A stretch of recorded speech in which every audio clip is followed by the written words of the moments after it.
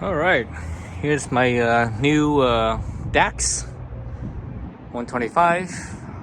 When I found out that was going to come to the U.S., I called the dealership here. Said, "Oh, put me down. Let me put deposit down." They're like, "Oh, we can't take deposits yet." So I'm not sure why. It was only a month ago.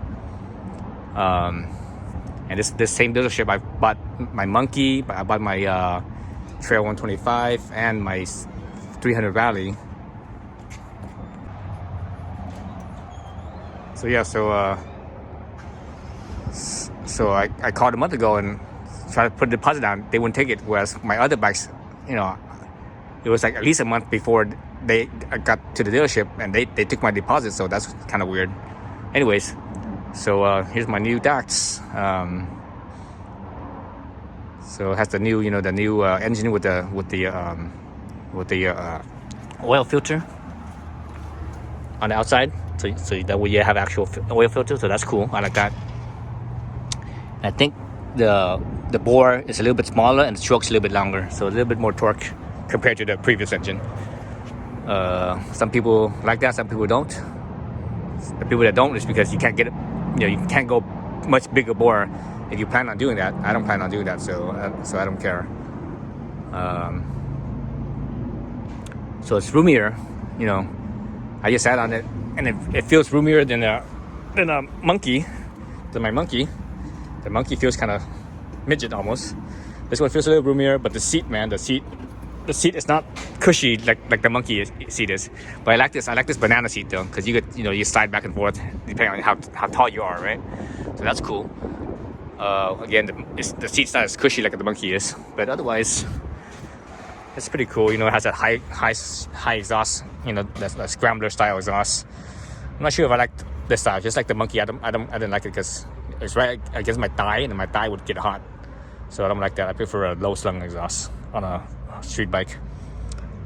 But man, this thing is definitely bigger than the old.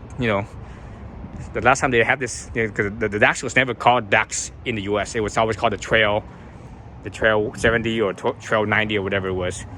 So last time I sat on one of those, it was definitely smaller than this. I actually rebuilt one when I used to work at a motorcycle shop. A customer had bought in some old. I went through the whole thing.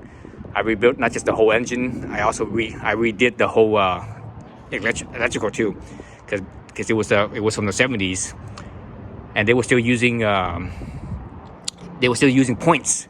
So I got rid of the points, and I actually upgraded it to a CDI ignition system with the original engine. So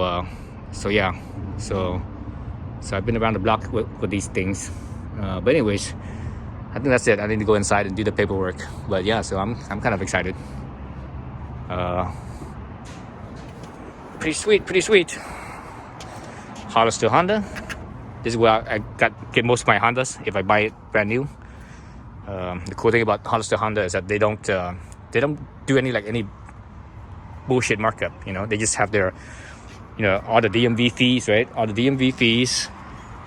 They have their delivery fee and their prep fee, which is reasonable, very reasonable. All right, I need to go inside and do some paperwork. Thanks for watching. All right, so here's the Dax. I got, as you can see, zero. See, it's kind of glare. It says 0 miles, right? 0 miles. So I'm gonna take it on a ride right now. It'll be the first ride. So this is the new engine with the actual oil filter instead of the oil screen. So that's cool. I like that. But this thing is not missing, or it's missing, I should say. I shouldn't say not. I should say it's missing. Or oil peak hole. You can see right here. It's supposed to be the oil level peak hole, right? You're able to see, but it's just it's not the glass. It's just it's all solid. There's no there's no screen. So I guess you have to check the dipstick. But the funny thing with this is that this thing is like, you can't screw this with your fingers. You need like a tool, like a quarter. Put a quarter here to unscrew it. So that's kind of goofy. You should have made a dipstick. But anyways, 0 miles. So I'm about to take it on a quick ride, do a little break-in, and I'll give you my impression of it. All right, here's the Dax again. I just came back from the break-in ride. Let's see how many miles does it have now. It has 32 miles now. 32 miles. So yeah, so I like it. It's definitely more roomy than the Monkey for sure.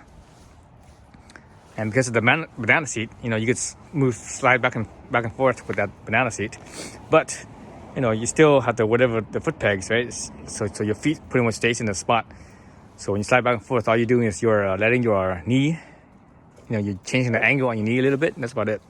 But your reach is still, you know, whatever it is fixed. So basically this bike can accommodate taller people, right? Not just short people, but taller people. That's the problem with the Monkey and the Trail. And well, the Trail is actually because it's taller. The seat height's taller seat height to the peg's pretty tall. The distance is taller, so tall people fits on that pretty well too. But like the Monkey, that thing's pretty short. It's pretty compact. So you're tall, you're gonna feel cramped. You know, I'm only 5'6", 5'7" on a good day, and my inseam is 30 inches. So on the Monkey, I feel any tighter than that, I would feel cramped.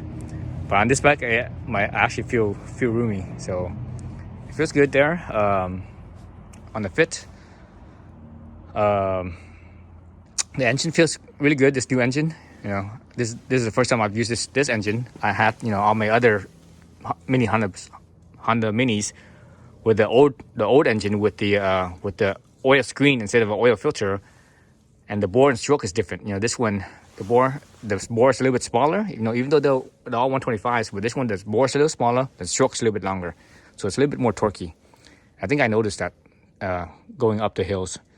As far as gearing goes, it's definitely geared taller than the Trail 125, at least the old version. I don't know about the new one. You know, the new one with the same engine, I have no idea.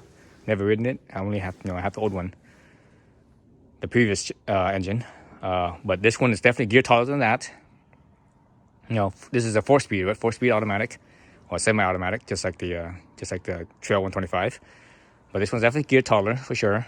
As far as is it geared as tall as the Monkey, I'm not sure. I have to wait until this thing breaks in first before I do a top speed run, and I can tell, you know, how fast it is and everything. So until then, you know, it's gonna be a while because, you know, it's a new bike, right? So, and nowadays I don't have much time to ride anymore. It's not like you know, several years ago where I had like a lot of free time to go riding a lot. Nowadays I'm like, you know, I work 60 hours a week every day, and every day, I mean every week, and I'm you know by the end of the week I'm just beat. I'm like, oh, you know, I don't do much riding. And when I do have time to go riding, I actually go mountain biking instead to keep my fitness, because I'm getting older now. You know, it's important to keep your fitness, so I have hardly any time to ride motorcycles anymore, except for when I'm commuting, you know. But when I'm commuting, I'm not commuting on these little bikes. I'm commuting on this bike right here. This is my Zero electric bike, right? So yeah. So anyways, back to the Dax. So yeah, so it feels good. The shifter, right? The shifter feels really smooth, right? This semi-automatic clutch shifter here, it feels really smooth. It doesn't feel as clunky as the Trail 125, so I think it feels a little smooth. I'm not sure because it's new or what, or because it's geared a little taller. So usually when things are geared a little bit lower, it feels more jerky than things that are geared a little taller, right? So I'm not sure if it's that. Feels good. The shock feels good, you know, because this thing is meant for two-up, right? Two-up riding, right, with the passenger pegs. So the shocks is a little bit firmer than it would be if it was a single passenger. So it feels actually, even with my weight. Let's see if the shock's adjustable. So no, the shock's not adjustable. So it's fixed right here. So it's not adjustable on the preload. So it's a fixed spring rate. It's fixed preload. But anyways, you know, on their like the Monkey, for example, the Monkey's shocks feels a little bit, I think a little bit softer than this one does. It's been a while since I had this stock shock on the Monkey, because on my Monkey I have the Ohlins on there now. So I don't quite exactly recall, but I don't remember it being as firm as this bike does. So the shock feels pretty firm, but it doesn't feel harsh. Unless you're hitting like a big pothole, then it feels harsh. But just riding around, like I just my Birkin ride, I rode in the mountains. I rode up to my normal mountain peak in my backyard, 3,500 feet. So I climbed over 3,000 feet of climbing up, right? So going through those twisty roads, and in the twisty roads here are very bumpy, and especially where the twisty roads I'm at, it's very bumpy. So this was a very smooth ride for small wheels. Normally small wheels like this has a pretty bumpy ride, but this is actually a very smooth ride. So this shock is definitely firmer, and it felt sportier too in that sense. So it's good. That's a good thing. And I'm a light guy too. I'm only 140 pounds butt naked. So it feels good. So if you're a big heavy guy, this shock might feel soft on you. But again, this thing is meant for a 2-up, so it's supposed to be a little bit firmer. So I like that. Man, I wish they had the blue one, because I picked whatever they got and I just took it. I didn't want to wait. So I would have preferred the blue one, because the blue one really pops. This one is very low key, very down low. It's not eye catching like that, like the blue one did. That's why I like the blue one. It would have been perfect with my Trail 125 red, and Dax blue, and next to each other they would have really popped as a pair of bikes. But this one's that's okay. I'm okay with it. I live with it. Let's see, these V rubbers. I have no idea how good they are. I took it really easily on this bike, even though it's a mountain twisty road. You see my chicken strips are really wide. Again, I took it really easy, and it looks like they put some kind of treatment on there, because you can see how it sprays out there. So they put some kind of, like, I don't know, tire, whatever tire thing to make it look shinier and stuff. That stuff is slippery, so that's dangerous. So I took it easy on this ride. Let's see what else about this bike. Front brakes feel strong, even though it hasn't really broken in. It feels strong. Rear brake needs more breaking in. It's like it doesn't want to stop, and that's normal. It usually takes 50 miles or something like that for the brakes to break in, to fully break in. Let's see what else about this thing. I don't know. I mean, what else can I say about it? So I like it. I definitely like this. This bike is, I think it's a possible keeper. This bike, my Trail 125 is a keeper. I'm not sure about the Monkey. When I first got the Monkey and I started modding it, I was thinking the Monkey is gonna be my forever bike. But now I'm not sure. It might be, it might not be. I'm still not sure. Of all the bikes I have now, if I were to get rid of one right now today, if you tell me I had to get rid of one right now, the bike I would probably get rid of is my CRF 300 Rally. That's the bike that I actually ride the least. Then the second bike I probably would get rid of is my Speed Twin, my Triumph Speed Twin. I gotta keep the mini bikes. Love my mini bikes, and I gotta keep my electric because I commute on that. This thing has no storage. Let's look at this storage real quick. It's down here. So that's it. So here's the air box. There's the gas tank. The gas tank, I believe it's a gallon. The toolkit doesn't come with any tools. It's just the fuse holder, the fuse puller, and there's the battery right here. The battery and the fuse is right there. So the fuse puller is right there. Here's your this is the diagnostic, the Honda diagnostic, because it's fuel injected, right? So that's the plug right there. So it's nice and easy. Again, here's the airbox. The ABS. This thing has ABS, right? You look at the ABS ring. So the ABS is actually up right here. You see all the lines, the ABS lines up there. So it's actually up here somewhere. It's the ABS pump. So the ABS pump, the batteries right here. I'm not sure what else is in here. What other electronics is in here? Down in here is the gas tank and airbox. So I'm not sure exactly what is further down in this area over here. It's kind of hard to tell. Maybe more electronics. Maybe, I'm not sure.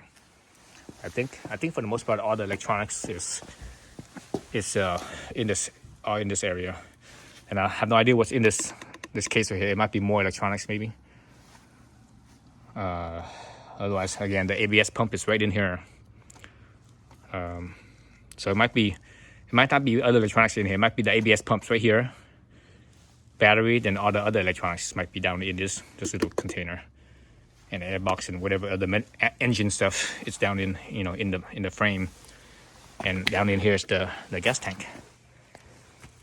The gas tank is actually sort of in a good spot. I like it because usually motorcycles, the gas tank's up right here, right? When you fill it up, it's heavy right here. It's but at the same time, when you lose, you use up the gas. Now it's lighter in here, but and it stays the same everywhere else. But with this gas tank being towards the back right here, when you're out of gas, it lightens up this back end a little bit. So I think I like that more than I do, the typical, on a regular motorcycle gas tank up here, or or the monkey, the gas tank being right here. The trail, the gas tank is actually not over here, but it's like right here, right? So I think that's a good spot. But I believe the capacity for this, I think, is only 1 gallon or about a gallon. So that's the only downside. And I wish it was a little bit bigger, maybe like 1.5 gallons. It would be better compared to 1 gallon. So I think the monkey is. What's the monkey? I think the monkey is also 1 gallon, or a little bit over a gallon. And the trail 125 is 1.5 gallons, approximately. Let's see. Yeah, so this is a sweet little bike. I like it. Again, the only thing I don't like is, well, I mean, the color's okay. I still prefer the blue one. As far as the other thing with the fit is the ergonomics is that when I put my leg down, right, at a stop, this right here, my leg's not right here. My leg is like more about right here, my thigh. It was about right here. So I guess this is mainly for the passenger, I'm guessing. No, because the passenger foot peg is right there like that. So it's actually, no, it's not for the passenger either. So it's like it doesn't even protect the passenger or the rider. That's funny. The passenger leg is right here. And the rider leg is, at least when you put your foot down right here. Maybe the passenger when they put, no. Yeah, so actually this doesn't do any protection. I mean, it's metal. For sure it's metal. But yeah, I guess this thing could have went, I don't know, maybe a little spot right here and a little spot right here and not have this part right here. But that would look kind of weird. One piece instead, instead of 2 pieces, looks a little better, I suppose. Let's see what else. Oh, this new one. These turn signals are actually LED now. They're not incandescents anymore. I was looking at them and like, oh, that's an LED light. I want you guys to see that. See that? That's a LED. So that's cool. The headlight's also LED as well. The only thing that's not LED is, I believe, the tail light. Well, actually, you know what? I think the tail light is LED as well. Let me see. Let's actually turn this on. See if the tail light's LED or not. Oh yeah, it's LED. Yeah, it's LED. Okay, so everything's LED. That's cool. Well, sort of. It's cool, but it's not. It looks cool. LED looks cool, but the part where it's not cool is when something goes wrong with the LED lights. They're really expensive. That's why I prefer the incandescent, because incandescent is just a lot cheaper.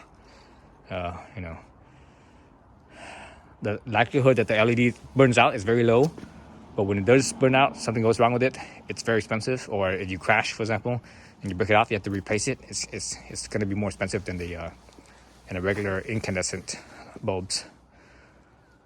So I'm still kind of bummed about the no oil.